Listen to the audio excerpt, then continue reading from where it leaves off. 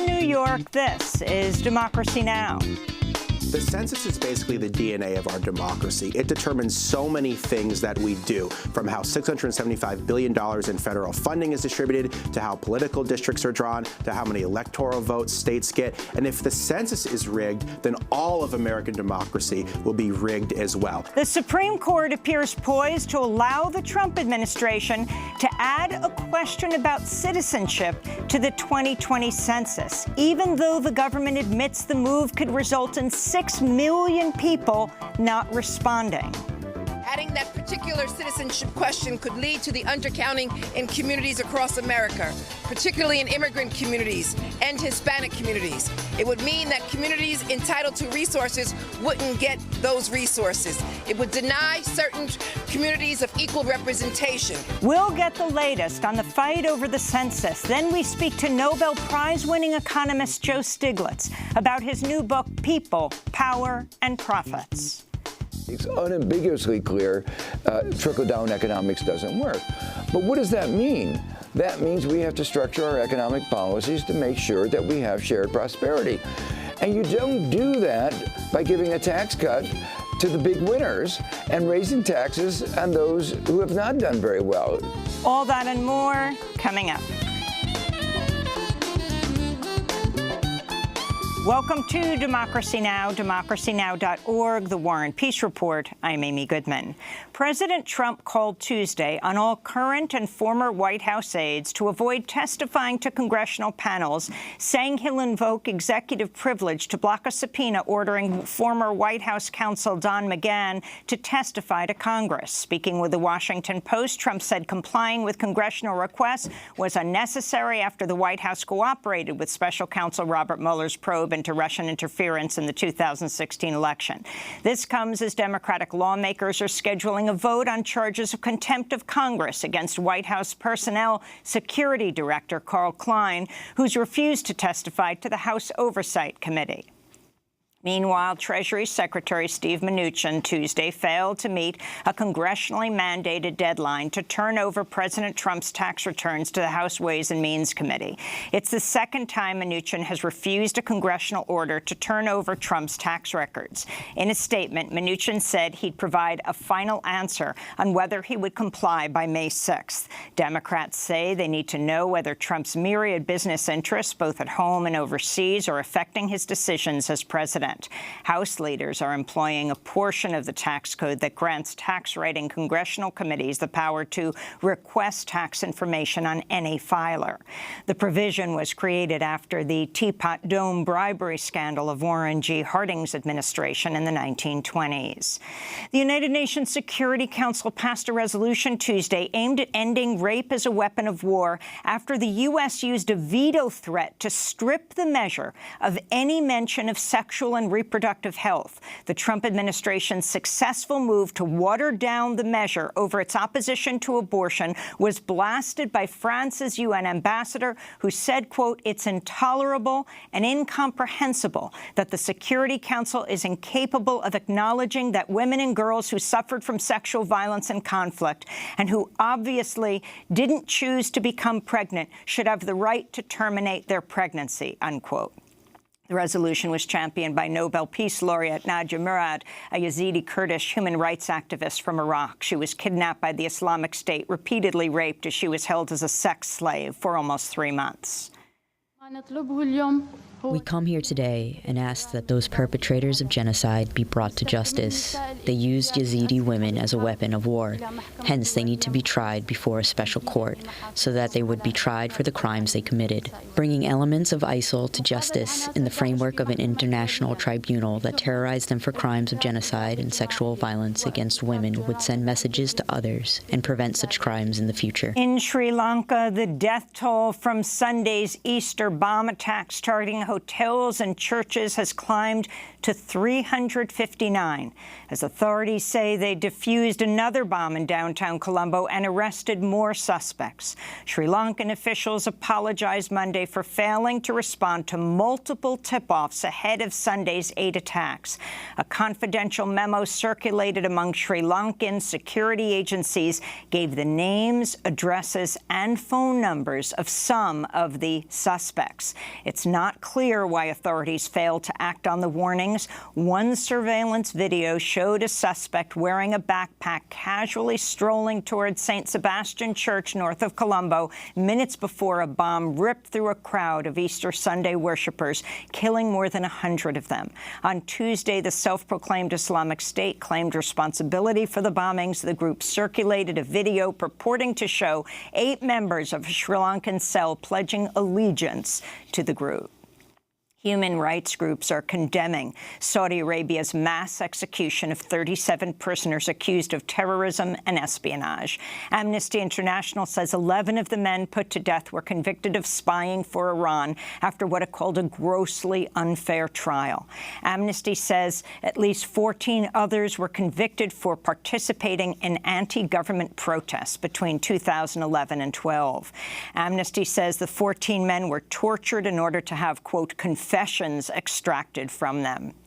One prisoner's body and severed head were put on display in a public crucifixion. In response, Maya Foa, director of the British legal charity Reprieve, said, quote, that the Saudi regime believes it has impunity to carry out such patently illegal executions without notice should shock its international partners into action. In New York City, senior White House advisor and President Trump's son-in-law, Jared Kushner, Tuesday told a Time magazine forum he does not dispute the CIA's conclusion that Saudi Crown Prince Mohammed bin Salman ordered the murder of Washington Post journalist Jamal Khashoggi. But Kushner said it's more important to focus on American foreign policy interests. At a gala dinner later in the day honoring Time's list of the world's 100 most influential people, comedian Hassan Minhaj called for the release of Saudi women's rights activist Loujain al-Hafloul, who's been tortured since her arrest for opposing the kingdom's male guardianship system and a former ban on women drivers. Minhaj also called out Jared Kushner directly over his close relationship with Saudi Crown Prince Mohammed bin Salman. I know there's a lot of very powerful people here, and it'd be crazy if, I don't know, if there was just like a, if there was like a high-ranking official in the White House that could WhatsApp MBS and say, hey, maybe you could help that person get out of prison because they don't deserve it. But that'd be crazy. That person would have to be in the room, but it's just a good comedy premise. Jared Kushner was sitting in the room. In Russia, North Korean leader Kim Jong-un has arrived by train in the eastern port city of Vladivostok ahead of his first-ever meeting with President Vladimir Putin. Kim is expected to reach out to Putin for economic assistance as the U.S. shows no sign of easing up on sanctions left in place after President Trump walked away from a U.S.-North Korea summit on denuclearization in Hanoi in February. In Malawi, public health officials are rolling out the first-ever vaccine for malaria, an historic pilot program that could save tens of thousands of lives each year. The vaccine was launched for children in Africa, where a child dies of malaria every 2 minutes. It took more than 30 years to develop the vaccine, which reduced the number of malaria cases by 40% in clinical trials. The New York Times is reporting that Navy SEALs who witnessed their platoon chief commit war crimes in Iraq were encouraged not to speak out and told they could lose their jobs for reporting him at a private meeting with a superior officer last year. According to a confidential Navy criminal investigation obtained by the Times, the commandos said they saw Special Operations Chief Edward Gallagher stab and kill an unarmed teenage captive, shoot to death a young girl, and grand old man and fire indiscriminately into crowds of civilians. But what the men on Gallagher's team called a private meeting with their troop commander and demanded an investigation, they were told to stay quiet on the matter, and no action was taken. The group of 7 SEALs eventually were able to force an investigation, and Chief Edward Gallagher was arrested in September on more than a dozen charges, including premeditated murder and attempted murder. If convicted, he could face life in prison. His trial begins on May 28th. In New York City, federal prosecutors announced criminal charges Tuesday against top executives of Rochester Drug Cooperative, a major producer of opioids, charging them with a conspiracy to profit by illegally distributing controlled substances. This is Jeffrey Berman, U.S. Attorney for the Southern District of New York. RDC's former CEO, Lawrence Dowd, is in custody and will be presented to a judge in the Southern District of New York this afternoon. Dowd is charged with conspiring to distribute oxycodone and fentanyl and with conspiring to defraud the DEA. Dowd led RDC during the entire period of the charged conspiracy and, as alleged, personally directed and profited from much of its criminal activity. The company's chief compliance officer also faces criminal charges. Both executives face possible life in prison. The U.S. Supreme Court heard arguments Tuesday in a case challenging the Trump administration's plans to include a question on citizenship to the 2020 census. Voting rights activists feared the question would deter immigrants from participating in the census, leading to a vast undercount in states with large immigrant communities. This could impact everything from the redrawing of congressional maps to the allocation of federal funding. We'll have more on the fight over the 2020 census after headlines. The Interior Department's watchdog has launched a major ethics investigation into 6 top officials, including former Interior Secretary Ryan Zinke and the agency's current head, David Bernhardt.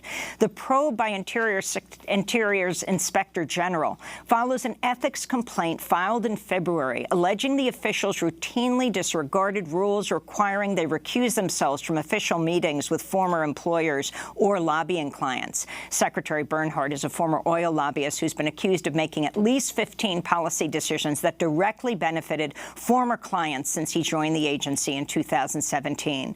His predecessor, Ryan Zinke, resigned in December as he faced at least 17 federal investigations into his suspected ethics violations and corruption, including a criminal probe into whether he lied to Interior Department investigators.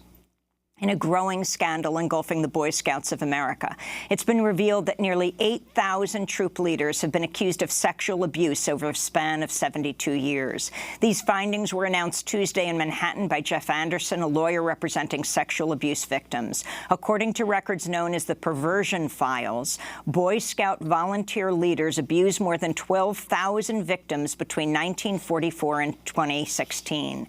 Anderson named 130 Scout leaders in New York State who had been accused of sexual abuse at Tuesday's news conference, noting that state law had recently changed to extend the statute of limitations for childhood sex abuse.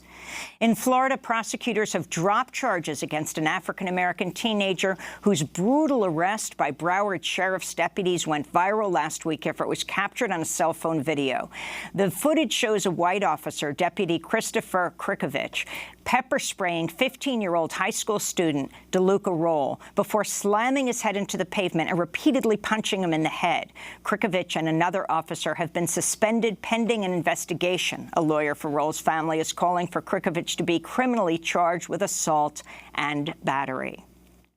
A warning to our viewers, the footage we're about to show is disturbing. In New Haven, Connecticut, newly released police body cam video shows the moment that a pair of police officers open fire 16 times on a car. The fusillade shattered the car's windows and left 22-year-old Stephanie Washington hospitalized for days. The car's driver, 21-year-old Paul Witherspoon, escaped without injury. The April 16th shooting spawned a series of protests with community groups demanding Yale and Hamden police officials fire the officers, release all video of the shooting, and conduct a transparent criminal investigation. The officers have yet to be charged with any crime. Disney heiress Abigail Disney is speaking out against wage inequality, calling Disney CEO Bob Iger's salary, quote, insane. In an op-ed for the Washington Post published Tuesday, headlined, "It's time to call out Disney and anyone else rich off their workers' backs," Abigail Disney wrote, quote, Iger took home more than $65 million in 2018. That's 1,424 times the median pay of a Disney worker. At the pay levels we're talking about, an executive giving up half his bonus has zero effect on his quality of life.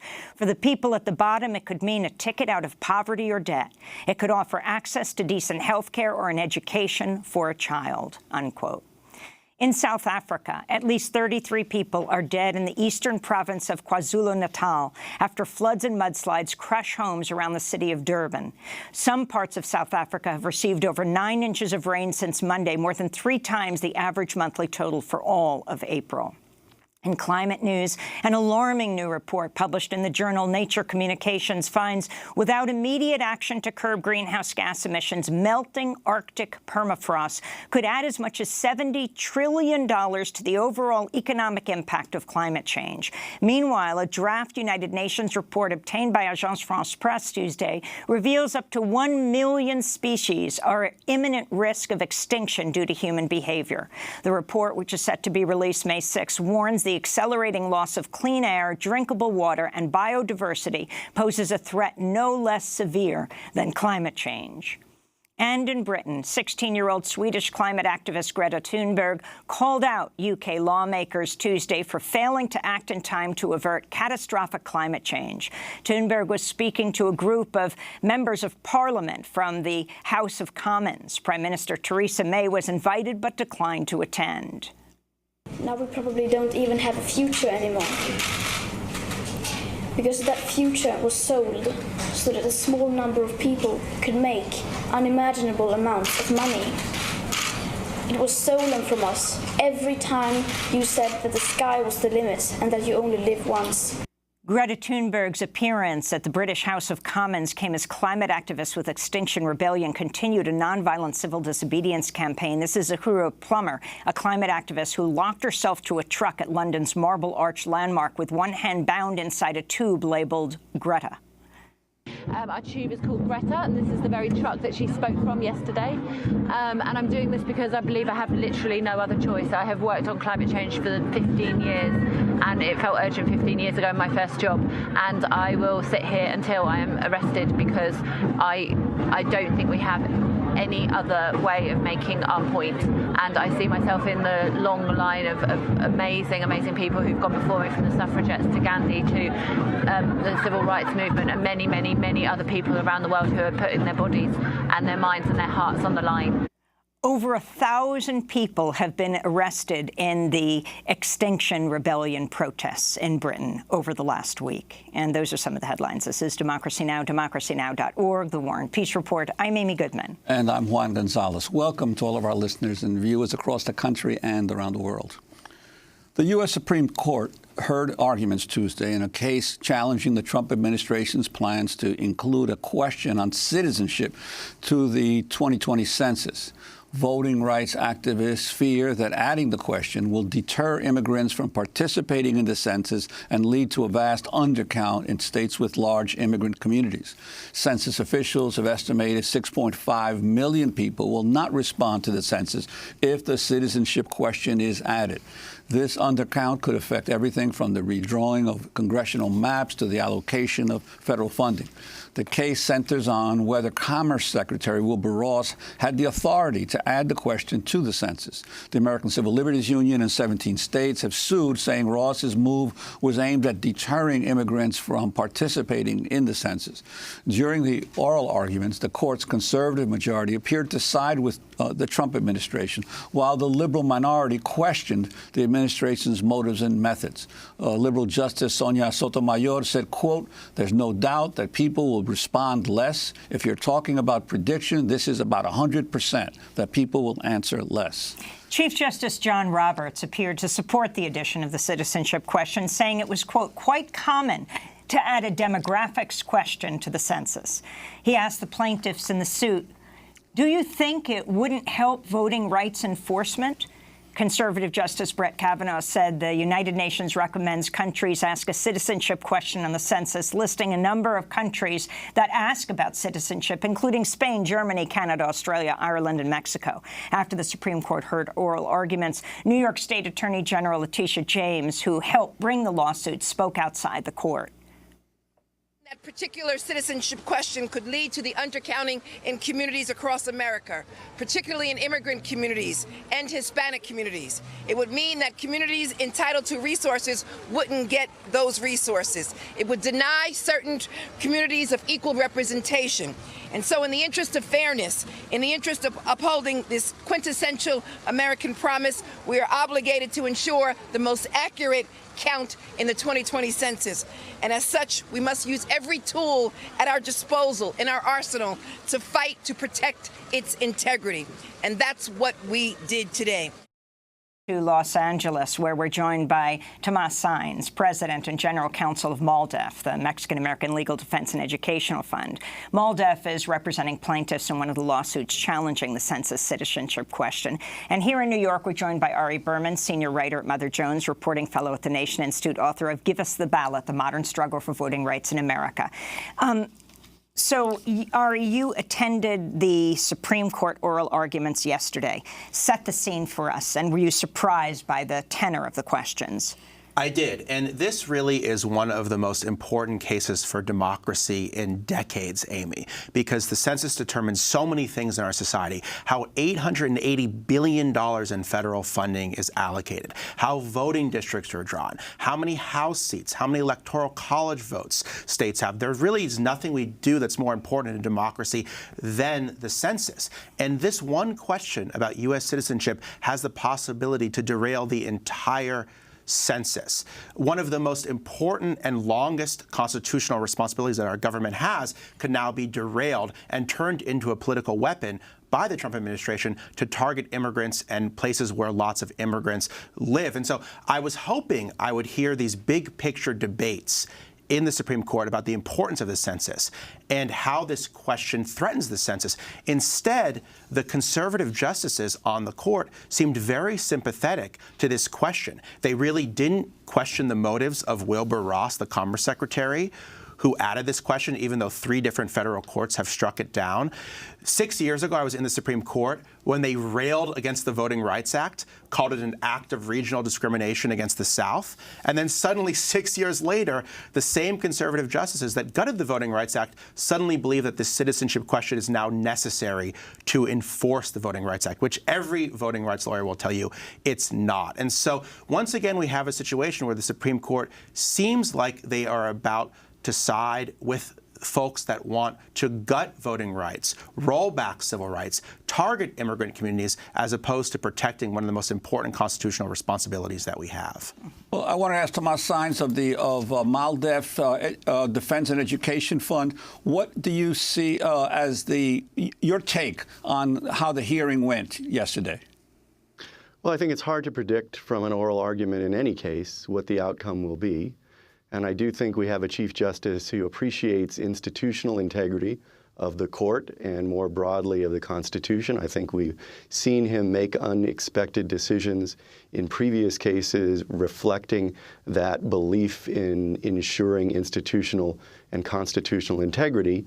And as Ari has stated, this is the most important issue that we've faced in decades. The census is a mandate that goes back to our Constitution's very beginning, the direction to enumerate every decade all persons residing in the United States. And so much is what we do over the succeeding decade, from allocating seats in the House of Representatives among the states to drawing district lines from local level up to federal level within the states, to how we distribute resources from the federal government is determined by that enumeration. This is so integral to what we do as a democracy that I believe when the justices have an opportunity to reflect further, we may well see a change in their initial reaction to this late added and falsely added question to Census 2020. I want to turn to Commerce Secretary Wilbur Ross speaking before the House Oversight and Reform Committee in March. No one's individual data will be used for any other purpose other than the aggregations that we provide externally. So this is not a tool as such for immigration. Our job is simply to count the people, whether citizen or not. If you can respond to the substance of this, Ari Berman, but also what has come out, the corruption around who exactly proposed this, and Wilbur Ross working with Bannon and Kobach and who they are. Well, Wilbur Ross is really one of the most corrupt members of the Trump administration, and his actions in the census case demonstrate this. He has lied repeatedly about why he added this question to the census in March of 2018. He said it was needed for better enforcement of the Voting Rights Act, even though the Trump administration hasn't filed a single lawsuit to enforce the Voting Rights Act, and this question hasn't been on the census since 1950, and the Voting Rights Act was passed in 1965, so there was no pressing need to ask this question. He said that the Justice Department initiated this question when memo after memo after memo shows that Ross was the one who told the Justice Department, we need this question on the census. And most importantly, he said he didn't discuss this question with the White House. But it turns out that Steve Bannon, the chief strategist of the Trump administration and the architect of the Trump administration's white nativist strategy, put Wilbur Ross in touch with Chris Kobach, the former Secretary of State of Kansas, the leading architect of laws restricting voting and immigration in the U.S., to add this question to the census. And it was Kobach who told Wilbur Ross it was essential to add this question to the census. And this is really the smoking gun. The fact that Steve Bannon, Chris Kobach, Jeff Sessions, the most anti-immigrant, the most anti-voting rights people in the country, they were the ones who were instrumental in pushing to get this question on the census. It had nothing to do about enforcing voting rights. It was all about trying to target immigrants and preserve white political power for the next decade. And Thomas Saenz, your sense in terms of the impact that this could have if the question is allowed on the census. This whole issue, as Justice Sotomayor said, that it's almost 100% guaranteed that many folks, especially immigrants in the country, will choose not to cooperate with the census, and the impact that this could have, especially in the climate of the Trump administration constantly raising the dangers of undocumented immigration, or they say illegal immigration in the country. Absolutely right. The climate that's been created by this administration, the Census Bureau has known for a long time, is already creating challenges for getting folks to respond to the census. As long ago as November 2017, before the announcement of the citizenship question, the Bureau was reporting to its National Advisory Committee on Racial, Ethnic, and Other Populations that it was already seeing unprecedented levels of non-cooperation, unprecedented levels of refusing to complete questionnaire. It was seeing that because of the atmosphere created by this administration. You add to that a citizenship question and that level of distrust that is very high with respect to this administration in communities across the country, and you have a recipe for a very serious undercount. Now, there are folks across the country, including my own organization, MALDEF, that will work very hard to try to reassure people, to try to get as complete a count as possible. The Bureau itself will invest in trying to convince people to participate. But we have created headwinds through the addition of the citizenship question in a climate of great distrust for this administration that make it virtually a foreseen outcome that we will have a higher undercount than we otherwise should have.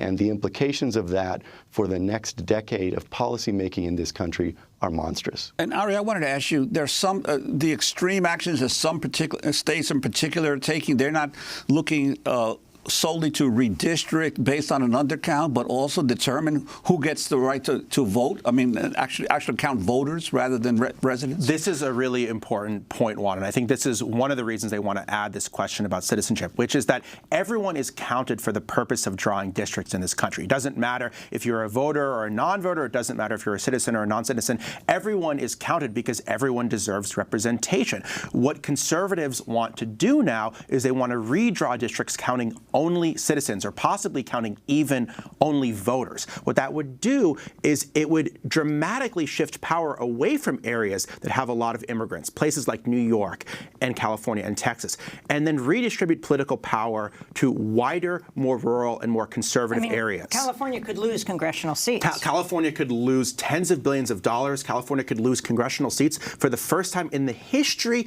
of this country, California could actually lose congressional seats in the next round of redistricting. The number of people we're talking about is something like, it's estimated, I think Sonia Sotomayor brought it up, something like 6 million people undercounted. 6 million people might not respond to the form, but remember, this is going to affect a lot more than that, because it's going to affect the places where they live. So the most populous parts of this country could lose representation. And what's happening here is the Trump administration wants to use the census as a weapon to preserve white political power in the face of massive demographic change. Because what an accurate census is going to show is the country is more diverse than ever, more non-white than ever. But if you can stop that from happening, then the country is more white than it should be, more conservative than it should be, and more Republican than it should be.